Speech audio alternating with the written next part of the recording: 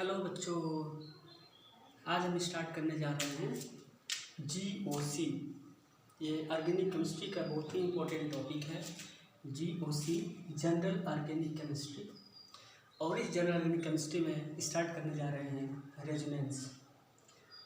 Resonance क्या होता है ये आप लोग जानते होंगे, लेकिन आज हम डिटेल पढ़ेंगे कि रेजोनेंस क्या होता है। उसके बारे में बहुत आसानी से समझेंगे कि रेजोनेंस क्या होता है। ठीक है, बस आप लोग ध्यान से इस टॉपिक को सुनिए तो आसानी से समझ में आ जाएगा कि रेजोनेंस क्या होता है। ठीक है, तो सबसे पहले बात करते हैं कि रेजोनेंस की ज़रूरत क्यों पड़ी। ओके, रेजोनेंस क्यों लाया गया, क्या वजह थी कि रेजोनेंस की हमको ज़रूरत पड़ी। ठीक है, सबसे पहले इसके बारे में बात करते हैं। उसके बाद रेजोनेंस के कंडीशन के बारे में बात करेंगे कि कौन कौन से कंडीशन पे रेजोनेंस अप्लाई होगा और किस कंडीशन पे रेजोनेंस अप्लाई नहीं होगा। बहुत डिटेल समझेंगे, बहुत ही आसान है। आप लोग यदि थोड़ा सा ध्यान दें तो बहुत आसानी से समझ में आ जाएगा रेजोनेंस क्या होता है। ठीक है, तो बच्चों यहाँ पे आज हम लोग समझने वाले हैं कि रेजोनेंस की ज़रूरत क्यों पड़ी। ठीक है, जैसे हमने एक एग्जांपल ले रखा है बोर्ड पे, आप लोग क्लियर दिखाई दे रहा होगा, ओजोन O3। ठीक है, और यह ओजोन का स्ट्रक्चर है। ओजोन में आप लोग देखेंगे एक सिग्मा बॉन्ड, यहाँ पे भी सिग्मा बॉन्ड, एक पाई बॉन्ड। ठीक है, ये ओजोन का स्ट्रक्चर है। बच्चों, जैसा हम लोग जानते हैं कि जो सिंगल बॉन्ड होता है और जो डबल बॉन्ड होता है, तो जो डबल बॉन्ड होता है उसका बॉन्ड लेंथ कम होता है सिंगल बॉन्ड के कंपैरिजन में। सिंगल बॉन्ड का बॉन्ड लेंथ ज़्यादा होता है, डबल बॉन्ड का बॉन्ड लेंथ कम होता है। ठीक है, जैसे इसमें आप लोग देख रहे हैं कि ऑक्सीजन ऑक्सीजन डबल बॉन्ड का जो बॉन्ड लेंथ 121 pm दिखाई दे रहा है, और ऑक्सीजन ऑक्सीजन बीच के सिंगल बॉन्ड जो है उसका बॉन्ड लेंथ 148 pm दिखाई दे रहा है। ओके, तो ऐसे थियोरेटिकली तो हमको ये पता लग जाएगा कि डबल बॉन्ड है तो बॉन्ड लेंथ कम होगा और सिंगल बॉन्ड है तो बॉन्ड लेंथ ज़्यादा होगा। ठीक है, लेकिन बच्चों जब एक्सपेरिमेंट किया गया, जब ये देखा गया, एक्सपेरिमेंटली देखा गया कि डबल बॉन्ड और सिंगल बॉन्ड का बॉन्ड लेंथ क्या है, एक्सपेरिमेंट करके देखा गया तो पता चला कि दोनों का बॉन्ड लेंथ सेम है। ठीक है, एक्सपेरिमेंटली जब पता चला, एक्सपेरिमेंटली जब आप लोग ने देखा, एक्सपेरिमेंटली देखा गया तो पता चला कि जो डबल बॉन्ड है और जो सिंगल बॉन्ड है उनका बॉन्ड लेंथ सेम है। ठीक है, सेम है तो फिर ये अलग अलग क्यों है। तो इसको डबल बॉन्ड और सिंगल बॉन्ड जो बॉन्ड सेम है एक्सपेरिमेंटली के अकॉर्डिंग, तो हमको सेम कंसीडर करना चाहिए। ओके, तो डबल बॉन्ड और सिंगल बॉन्ड का बॉन्ड लेंथ सेम है, इसीलिए रेजोनेंस का कंसेप्ट लाया गया ताकि हम बॉन्ड लेंथ को सेम दिखा सकें। ठीक है, जैसे आप लोग यहाँ पे देखे होंगे, देख रहे हैं कि ऑक्सीजन है, ये डबल बॉन्ड है। डबल बॉन्ड में एक सिग्मा बॉन्ड और एक पाई बॉन्ड होता है। ऑक्सीजन ऑक्सीजन के बीच में सिंगल बॉन्ड है, इसमें एक सिग्मा बॉन्ड होता है। ओके, और जैसा पता है कि पाई बॉन्ड वीक होता है, कमज़ोर होता है, उसका डीलोकलाइजेशन किया जा सकता है। ठीक है, तो इस पाई इलेक्ट्रॉन्स को हमने इधर ट्रांसफ़र किया तो पाई इलेक्ट्रॉन्स इधर की तरफ आया, तो जैसे इधर की तरफ आएगा तो ये जो लोन पेयर है ये ऑक्सीजन की तरफ जाएगा। ठीक है, जब ऑक्सीजन की तरफ जाएगा, इसके साइड पे जाएगा तो लोन पेयर एक पाई बॉन्ड में कन्वर्ट हो जाएगा और इससे हमको एक ऐसा स्ट्रक्चर मिलेगा। ठीक है, पाई बॉन्ड को हमने इधर किया, मैंने डीलोकलाइजेशन हुआ पाई बॉन्ड का, इस साइड में आया, और ये जो लोन पेयर है यह इस साइड में आया तो लोन पेयर पाई बॉन्ड में कन्वर्ट हो गया, तो इससे हमको ये स्ट्रक्चर मिला।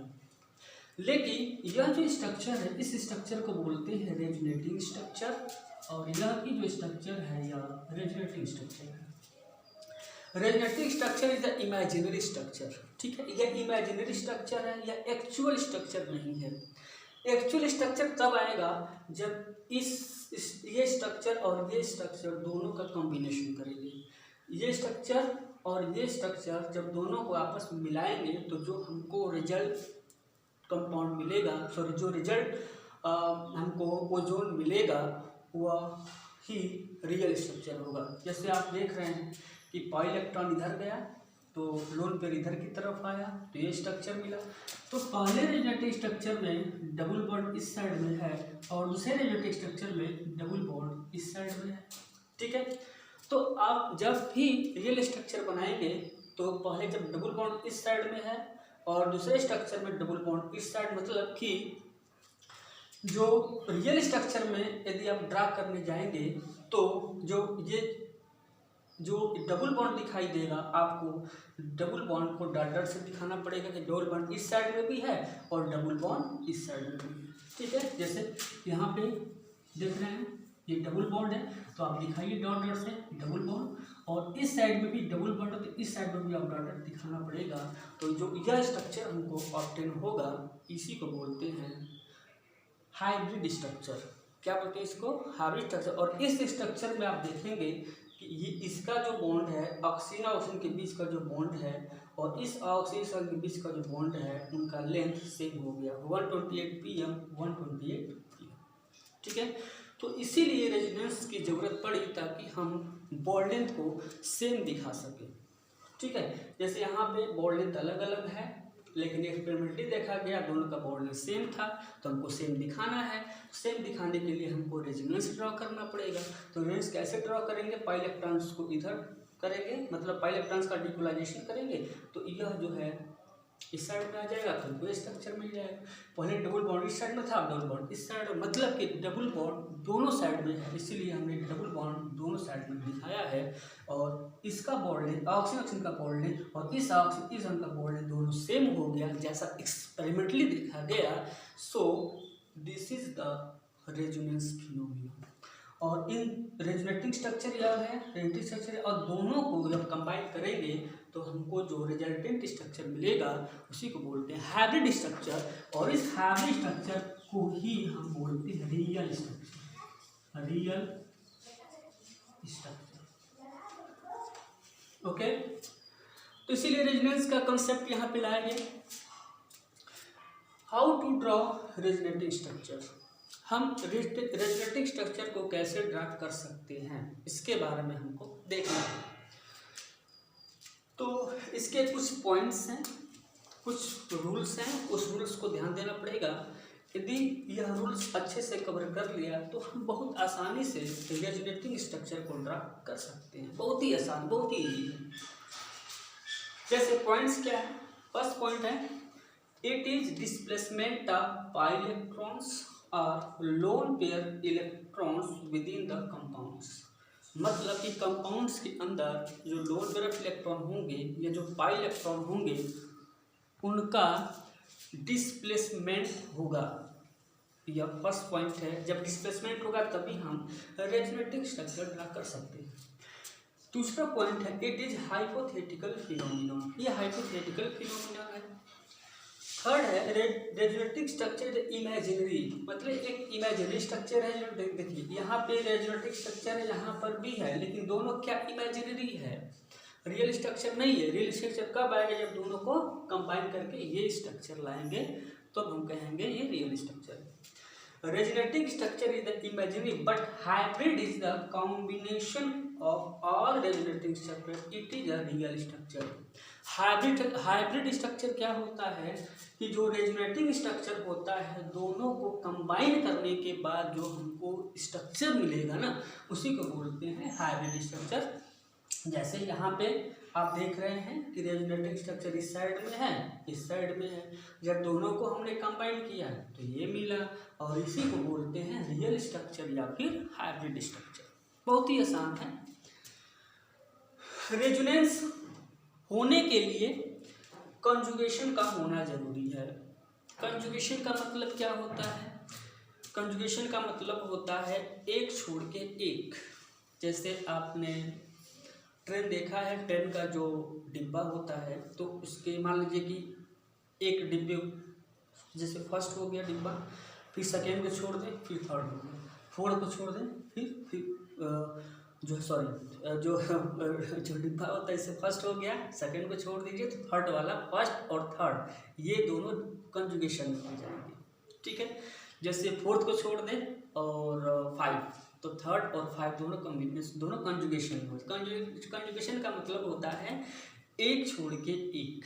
ठीक है, तो रेजोनेंस होने के लिए कंजुगेशन होना जरूरी है। जैसे इसके 4 कंडीशन है। पहला कंडीशन है पाई सिग्मा पॉजिटिव चार्ज, या तो पाई उसके बाद सिग्मा होना चाहिए तब पॉजिटिव चार्ज होना चाहिए। यदि ऐसा कंडीशन होगा तो रेजोनेंस होगा। पाई होना चाहिए, फिर सिग्मा होना चाहिए, फिर पॉजिटिव चार्ज होना चाहिए। यदि ऐसा कंडीशन है तो 100% रेजोनेंस होगा।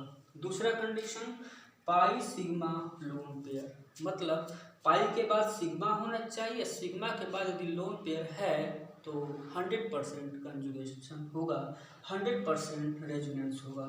थर्ड पॉइंट क्या है, पाई सिग्मा फ्री रेडिकल, मतलब पाई है फिर सिग्मा है और फिर फ्री रेडिकल है।